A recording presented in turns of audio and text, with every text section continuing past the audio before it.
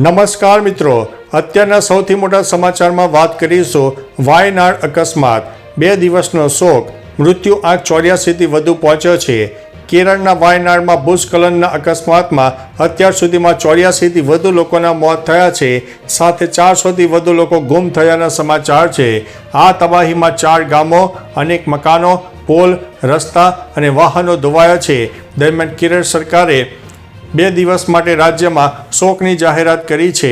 આ સમયગાળા દરમિયાન કોઈ સરકારી કાર્યક્રમોનું આયોજન કરવામાં નહીં આવે. મિત્રો, અન્ય મહત્વના સમાચારની વાત કરીએ તો મેટ્રોનું બ્રિજ કે લોકોના માથે પડતું મોત. મોરબી ઝૂલતા બ્રિજ બાદ તંત્ર હરકતમાં આવ્યું છે. ત્યારે હવે સુરતના સારોલી અને કડોદરા પાસે મેટ્રોની કામગીરી ચાલી રહી છે અને મેટ્રો બ્રિજના સ્પાનના 2 ભાગ થઈ ગયા છે. પરંતુ હાલ મેટ્રોની કામગીરી ચાલી રહી છે, ના થવાની શક્યતા સેવાઈ રહી છે. હાલમાં સારોલીથી કડોદરા તરફનો રસ્તો બંધ કરી દેવાયો છે. હલકી ગુણવત્તાને લઈને ચોક્કસ સવાલો પણ ઊભા થયા છે. મિત્રો, અન્ય મહત્વના સમાચારની વાત કરીએ તો 1 ઓગસ્ટથી જૂતા અને સેન્ડલ મોંઘા થવાની શક્યતા. 1 ઓગસ્ટથી જૂતા અને સેન્ડલ મોંઘા થવાની શક્યતા છે.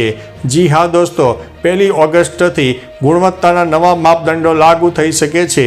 સામે આવેલી માહિતી અનુસાર આગામી મહિનાથી BIS હેઠળ જૂતા, ચપ્પલો અને સેન્ડલના વેચાણ માટે ગુણવત્તાના નવા માપદંડોનું પાલન કરવું પડશે. સુધારેલો ક્વોલિટી કંટ્રોલ ઓર્ડર 1 ઓગસ્ટ 2024થી અમલી બનશે. ઉત્પાદકોએ નવા માપદંડોનું પાલન કરવા માટે વધુ ખર્ચો કરવો પડશે. મિત્રો, અન્ય મહત્વના સમાચારની વાત કરીએ તો બદ્રીનાથ નેશનલ હાઈવે પર ભૂસ્ખલન. બદ્રીનાથ નેશનલ હાઈવે પર ભૂસ્ખલનની મોટી ઘટના બની છે. કાટમાળ અને પથ્થરોના કારણે નેશનલ હાઈવે બંધ કરી દેવામાં આવ્યો છે. યમુનોત્રી હાઈવે પર સતત 7 કલાક બાદ વાહનોની અવરજવર શરૂ થઈ હતી, પરંતુ અહીં અવરજવર જોખમી છે. ગયા શુક્રવારે રાત્રે ગ્વાલડમ હાઈવે પર નારાયણ માગળ આમસોદથી ગુમ થયેલા 2 યુવકોની તેમના વાહન સાથે શોધખોળ પણ ચાલુ છે. મિત્રો, અન્ય મહત્વના સમાચારની વાત કરીએ તો સ્પાની આડમાં ચાલતું કૂટણખાનું ઝડપાયું છે. સુરતમાં સુમુલ ડેરી રોડ ખાતે સ્પા એન્ડ મસાજ પાર્લરની આડમાં ચાલતા કૂટણખાનાનો પર્દાફાશ થયો છે. બાતમી મળતા પોલીસે ડમી ગ્રાહક મોકલીને આ રેકેટનો પર્દાફાશ કર્યો હતો. સામે આવેલી માહિતી અનુસાર અહીંથી 4 ગણિકા મળી આવી છે. પોલીસે સ્પાના સંચાલક દંપતીની ધરપકડ કરી છે. ઉલ્લેખનીય છે કે સ્પાની આડમાં પાર્ટીશનવાળી 10x10ની રૂમમાં AC સહિતની સુવિધા આપવામાં આવતી હતી. મિત્રો, અન્ય મહત્વના સમાચારની વાત કરીએ તો વડોદરામાં ભૂવા પડવાનો સિલસિલો જોવા મળ્યો છે. વડોદરા શહેરમાં 10 ફૂટનો મસ્ત મોટો ભૂવો પડ્યો છે.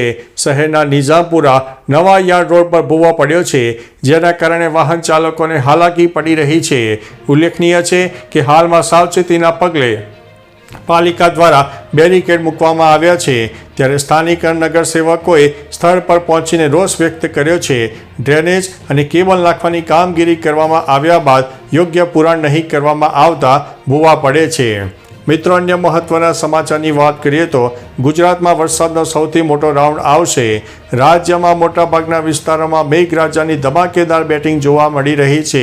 સૌરાષ્ટ્ર, સુરત અને વડોદરા સહિત ઘણા જિલ્લામાં ભારે વરસાદે લોકોનું જનજીવન ઠપ કરી દીધું છે.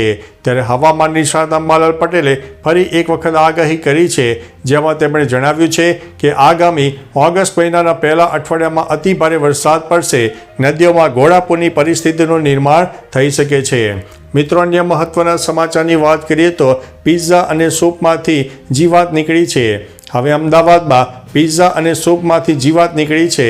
શહેરના કાંકરિયા મનપસંદ ભાજીપાવ સેન્ટર પર આ બનાવ બન્યો છે, જેમાં ગ્રાહકે સોશિયલ મીડિયામાં વિડીયો વાયરલ કર્યો છે, જેમાં શહેરીજનો બહારનું ખાતા ચેતી જજો. તેમાં મણિનગરમાં વધુ એક ફૂડ સ્ટોલમાંથી જીવાત નીકળી છે. ઉલ્લેખનીય છે કે તાજેતરમાં જ મણિનગરમાં કાંકરિયા પાસે જાણીતી પુરોહિત રેસ્ટોરન્ટમાં ગુજરાતી ભોજનમાંથી ઈયળ નીકળતા હોબાળો મચી ગયો છે. મિત્રો, અન્ય મહત્વના સમાચારની વાત કરીએ તો દાહોદમાં 5.25 ઇંચ વરસાદ નોંધાયો છે. દાહોદ જિલ્લામાં છેલ્લા 2-3 દિવસથી મેઘો મહેરબાન થયો છે. સમગ્ર પંથકમાં સાર્વત્રિક વરસાદ નોંધવામાં આવ્યો છે. નદી નાળા છલકાઈ જતા જિલ્લાના તમામ ડેમોમાં સારામાં સારા પાણીની આવક થઈ છે અને ખેડૂતોમાં ખુશીનો માહોલ જોવા મળી રહ્યો છે. જોકે ઉપરવાસમાં ભારે વરસાદને કારણે નદીઓ બે કાંઠે વહેતી જોવા મળી છે. આ ઉપરાંત માછલનાળા ડેમમાં 70% પાણીનો ભરાવો થતાં નીચાણવાળા વિસ્તારોને એલર્ટ કરી દેવામાં આવ્યા છે. મિત્રો, અન્ય મહત્વના સમાચારની વાત કરીએ તો પશ્ચિમ રેલવેની જન્માષ્ટમી સ્પેશિયલ ટ્રેનનું આયોજન.